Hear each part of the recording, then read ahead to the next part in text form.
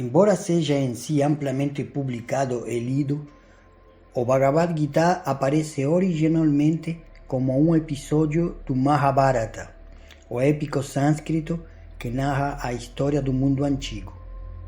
O Mahabharata alude a eventos que se estendem até a presente era de Kali. Foi no início desta era, cerca de 50 séculos atrás, que o Senhor Krishna falou o Bhagavad Gita a seu amigo e devoto Arjuna. Os colóquios entre eles, um dos mais grandiosos diálogos filosóficos e religiosos que o homem conhece, aconteceram pouco antes do início de uma guerra, um grande conflito fratricida entre os 100 filhos de Dhritarashtra, de um lado, oposto, seus primos, os Pandavas, os filhos de Pandu. Dhritarashtra e Pandu, irmãos nascidos na dinastia Kuru, eram descendentes do rei Bharata, um antigo governante da terra, do qual provém o nome Mahabharata, porque Dhritarashtra, o irmão mais velho, nascera cego. O trono que normalmente seria seu foi transferido para seu irmão mais novo, Pandu. Quando Pandu morreu, numa idade precoce, seus 5 filhos, Yudhishthira, Bhima, Arjuna, Nakula e Sahadeva, ficaram sob os cuidados de Dhritarashtra, que de fato tornou-se interinamente o rei. Assim, os filhos de Dhritarashtra e os de Pandu cresceram na mesma casa real. Ambos os grupos foram treinados nas artes militares pelo proficiente Drona e aconselhados pelo venerável avô do clã Bhishma. Entretanto, os filhos de Dhritarashtra, especialmente o mais velho, Duryodhana, odiava e invejava os Pandavas, e o cego e influenciável Dhritarashtra queria que seus próprios filhos e não os de Pandus heredassem o reino. Assim, Duryodhana, com o consentimento de Dhritarashtra, tramou matar os jovens filhos de Pandu, e foi apenas devido à cuidadosa proteção de seu tio Vidura e seu primo, o Senhor Krishna, lhes deram que os Pandavas escaparam das muitas investidas feitas contra suas vidas. Ora, o Senhor Krishna não era um homem comum, mas a própria divindade suprema, que havia descido à Terra a desempenhar a função de príncipe numa dinastia contemporânea. Nesse papel, ele também era sobrinho da esposa de Pandu, Kunti, ou Prita, a mãe dos Pandavas.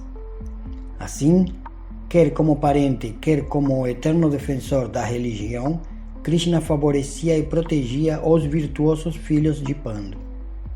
Finalmente, porém, o astuto Duryodhana desafiou os Pandavas a participarem de um jogo durante aquela competição faticídia. Duryodhana e seus irmãos apossaram-se de Draupadi, a casta e devotada esposa dos Pandavas, e insultuosamente tentaram despi-la diante de toda a assembleia de príncipes e reis. A intervenção divina de Krishna salvou-a, mas o jogo, que fora fraudulento, despojou os Pandavas de seu reino e forçou-os a viver 13 anos em exílio. Ao voltarem do exílio, os Pandavas, recorrendo a seus direitos, exigiram que Duryodhana lhes devolvesse o reino, mas ele recusou-se a atender a essa ordem. Sendo assim, eles príncipes, cujo dever era servir na administração pública, os 5 Pandavas, reduziram suas exigências, pedindo para ficarem apenas com 5 aldeias. Mas Duryodhana, arrogantemente, respondeu que não lhes cederia nem mesmo um punhado de terra onde conseguissem espetar um alfinete. Durante todos esses incidentes, os Pandavas sempre foram tolerantes e pacientes, mas agora a guerra parecia inevitável. Todavia, à medida que os príncipes do mundo se dividiam, alguns aliando-se aos filhos de Dhritarashtra, outros tomando o partido dos Pandavas, o próprio Krishna aceitou ser o mensageiro dos filhos de Pandu. e foi à corte de Dhritarashtra pleitear a paz. Depois que suas propostas foram recusadas, a guerra tornou-se certa. Os Pandavas, homens de maior estatura moral, reconheciam Krishna como a suprema personalidade de Deus, ao passo que os impíos filhos de Dhritarashtra não tiveram essa mesma atitude.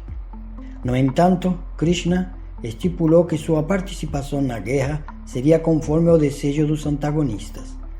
Como Deus, ele não lutaria pessoalmente, mas quem o desejasse poderia servir-se do exército de Krishna e o outro lado poderia ter o próprio Krishna como conselheiro e ajudante. Duryodhana, o gênio político, preferiu as forças armadas de Krishna, enquanto que os Pandavas ficaram ávidos de contar com o próprio Krishna. Desse modo, Krishna tornou-se o quadrigário de Arjuna, incumbindo-se de dirigir a quadriga do famoso arqueiro. Isso nos leva ao ponto em que começa o Bhagavad Gita. Com os dois exércitos enfileirados, prontos para o combate, e Dhritarashtra perguntando ansiosamente a seu secretário Sanjaya que fizeram eles. O cenário está montado, sendo necessária apenas uma breve nota sobre esta tradução e comentário. Ao apresentarem o Bhagavad Gita, muitos tradutores têm adotado o padrão geral afastar a pessoa de Krishna para abrir espaço a seus próprios conceitos e filosofias.